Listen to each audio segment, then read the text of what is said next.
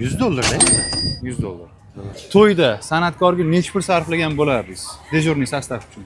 Dejurniy $400 bo'lyapti shekilli hozir. 2,5 million, 3 ming atrof. 2,5 million 3 million atrofida. 200 dan 400 gacha. 200 dan 400. 500 qimmat bu odamga. imkon qadar chiroyli o'tkazib bersa bo'ldi bizga.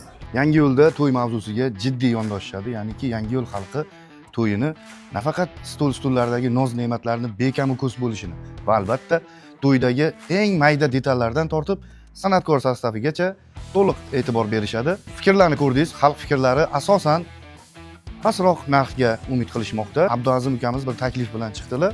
To'liqroq tushuntirib bersangiz.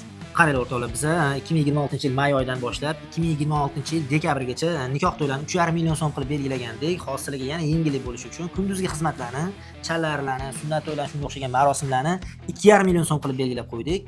Bemalol Abduazim Abdullayev jamoasiga murojaat qilsanglar bo'ladi.